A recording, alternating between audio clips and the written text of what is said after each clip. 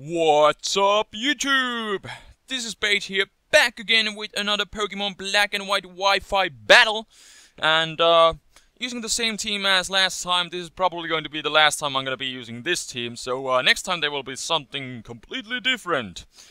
Anyways, also, I'm trying out a bit of a different rendering settings. Also tried it out yesterday, so tell me if you can see any kind of difference. Quality isn't probably better, but hopefully it isn't worse. But the thing is, these new settings, they cut my rendering time in half, which is amazing. So leave some feedback if the quality looks any different. Anyways, got a battle here against PokeZonne101. He leads off with Kyurem, and I'm gonna lead off with Hariyama, and my Hariyama is going to close combat, but he has a freaking substitute, which is like, wow, something you don't really see too often. And substitute, in fact, is probably like one of the only things that Kyurem can set up. Oh, Kyurem, you just suck. Oh, yeah, too bad, too bad. Anyways, he's gonna go with the Draco Meteor. I go into my Proper Bass. Wow, these effects are amazing.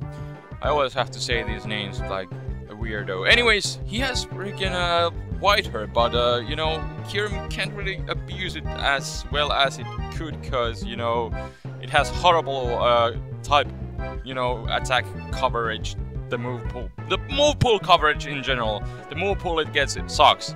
So I'm gonna set up my rocks. He goes into Rhydon, predict the EQ go into Cresselia, and I predict his switch into Scizor and go with the hidden power Fire. But he has the Mega Horn, which is something you don't usually see on Rhydons, because they usually what I've seen is like Stealth Rocks and then maybe EQ and Stone Edge for, you know, good coverage and then stab moves, but Mega Horn never. So I was really surprised there, and it really works out in this situation. Usually I only see Rhyperiors using those offensive variants, you know, Rock Polish. I use one too. Anyways, he creates his Mega Horn, which, you know, kind of hinders down my Hariyama. And I'm just gonna play it safe, go with the CC, because that Rhydon is a really big problem to my team. But he switches into his Banette, and I was kind of thinking, I have never really seen Banette in Gen 5, and not even in Gen 4, so I wasn't quite sure what to expect. He takes me out with the Shadow Claw. I'm actually now kind of thinking he's banded, but at the time I just wanted to play it safe, so I went with the Crunch. But he switches into his Scizor, which is a good play. But I do get a defense drop, which is quite handy here. And he doesn't even try to go with a Bullet Punch or anything. I guess he was thinking just, you know, he could take me out with a superpower or just U-turn out or something. But he totally underestimated the power of, you know, Ursaring. Bad news bears! And Scizor goes down to the close combat.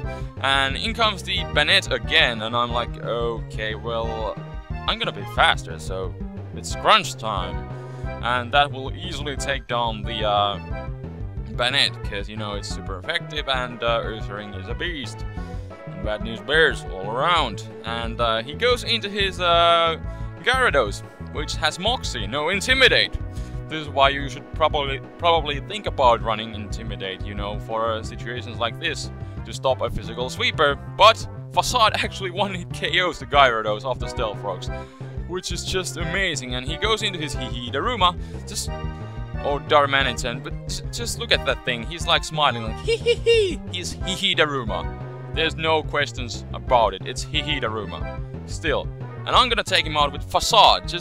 That is just the raw power. And I don't even have the Sword Stand, which I really should have set up earlier on the switch from his, you know, Banette. But since I don't have the Sword Stands up, this CC will not take down the Rhydon. And he really should have gone into this thing in the first place, but you know, he totally underestimated the power of Ursaring, and that like cost him over half of his team. Four guys to a Ursaring, which is like pretty cool. So Cresselia is gonna come here and clean things up. I was kind of questioning if I can take him out with Psychic, but he's obviously max HP, max defense. And Rhydon's special defense, even with the Violite, is pathetic, especially when there is no Sandstorm. So, Psychic, Modest Nature, Cresselia takes him out, but in comes Kyurem. crits the Draco Meteor. Not sure if that like mattered, but you know, I was kind of hoping to go with the Moonlight. I mean rest. I have rest on this guy, but it doesn't work out that way. But I can go into my Stunfisk in the hopes of taking this thing down, and I'm gonna go with the EQ. And I have never really got a chance to use this Stunfisk too much, because this is a curse set. That is why I have, you know, Earthquake, because I have curse and max HP, max special defense. That's why those Ice Beams and Dracos aren't really doing, you know, much of anything. So I'm trying my best to take him down with the EQ, but it doesn't really work. Just look at this Stunfisk.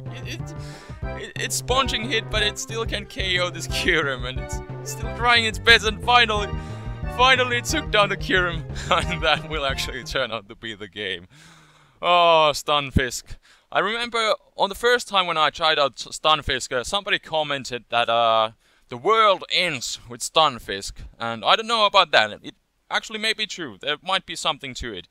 But at least this battle ended up with Stunfisk, so that's pretty cool. But anyways, I really hope you guys enjoyed this battle. You know, if you did, you know, leave a like rating. It does help me out a lot. And support me with these battles and stuff like... But anyways, rambling. I got some random stuff I wanted to talk about. I'm gonna put out a live narration tomorrow. I was actually thinking about putting it up on a Saturday, but then I forgot it's midsummer.